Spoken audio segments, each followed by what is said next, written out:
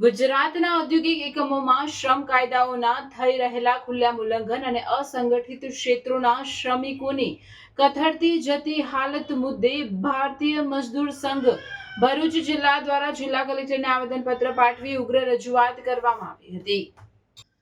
સંઘના આગેવાનોએ આક્રોશ વ્યક્ત કરતા જણાવ્યું હતું કે હાલમાં કોન્ટ્રાક્ટ કામદારો પાસે 8 કલાકના બદલે 10 થી 12 કલાક સુધી વેતરું કરાવવામાં આવે છે, છતાં તેમને પૂરતું વેતન આપવામાં આવતું નથી। આ ઉપરાંત માલિકો દ્વારા મનસ્વી રીતે કામદારોને નોકરીમાંથી છૂટા કરવા, પીએફ, ઈએસઆઈસી, બોનસ અને ગ્રેચ્યુઇટી જેવા કાયદેસરના લાભોથી વંચિત રાખવા તેમજ પીવાના પાણી અને સુરક્ષાના સાધનો જેવી પ્રાથમિક સુવિધાઓ ન આપવા જેવી ગંભીર સમસ્યાઓ વ્યાપી રહી છે। ઓવરટાઈમના દરની ચૂકવણીમાં અન્યાય અને બીમારી કે અકસ્માત સમયે શ્રમિકોની ઉપેક્ષા થતી હોવાના આરોપ પણ લગાવવામાં આવ્યા છે।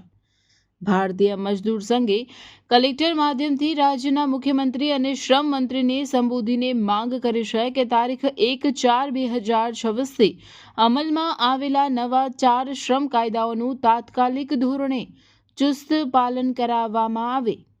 વધુમાં શ્રમ વિભાગમાં ખાલી પડેલી જગ્યાઓ સત્વરે ભરીને શ્રમિકોને ઝડપી ન્યાય અપાવવા, સમાન કામ સમાન વેતનનો અમલ કરવા અને ઓવરટાઈમની રકમ ડબલ દરે ચૂકવવા જેવી માંગણીઓ પણ આ આવેદનપત્રમાં દોહરાવવામાં આવી છે।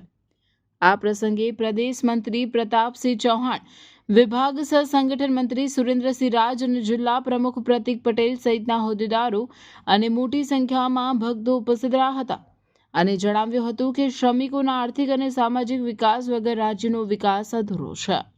મારું નામ સુરેન્દ્રસિંહ રાજ છે, સહ સંગઠન મંત્રીની જવાબદારી છે। આજરોજ કોન્ટ્રાક્ટમાં કામ કરતા કામદારો માટે સમગ્ર ગુજરાતમાં આવેદનપત્ર આપવા જઈ રહ્યા છે। એના ભાગરૂપે ભરૂચ જિલ્લા કલેક્ટરને અમે આવેદનપત્ર આપવા જઈ રહ્યા છીએ। કંપનીના માલિકો દ્વારા કામદારોને 12 કલાક કામ કરાવીને 8 કલાકના પૈસા આપવામાં આવે છે। એ લોકોને મેડિકલની સુવિધા આપવામાં આવતી નથી। મેડિક્લેમ અથવા તો ગ્રેચ્યુટી, પીએફના લાભોથી વંચિત રાખવામાં આવેલા છે। એટલે અમે સરકારશ્રીને આના માધ્યમથી કહેવા માગીએ છીએ કે જે 4 લેબર કોડ તમે લાગુ કર્યા છે એનું જલ્દીમાં જલ્દી અમલીકરણ કરાવો અને એ લોકોને ન્યાય અપાવો। જો આ કોન્ટ્રાક્ટના કામદારોને ન્યાય આપવામાં વિલંબ થશે તો ઉગ્ર આંદોલન થશે, એવું અમે આપના માધ્યમથી કહેવા માગીએ છીએ। ભારત માતા કી જય। પ્રતાપસિંહ કુમારસિંહ ચૌહાણ, ભારતીય મજદૂર સંઘ ગુજરાત પ્રદેશ મંત્રીની જવાબદારી છે।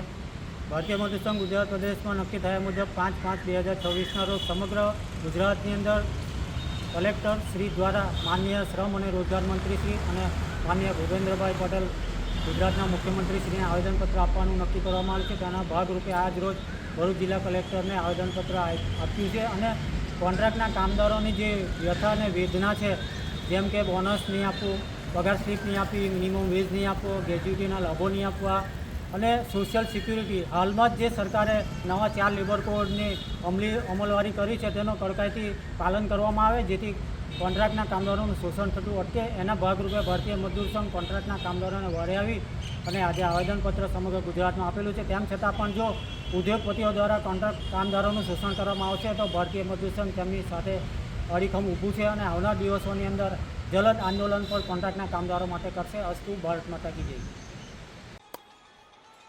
Hello sports lover, welcome to Pick shot.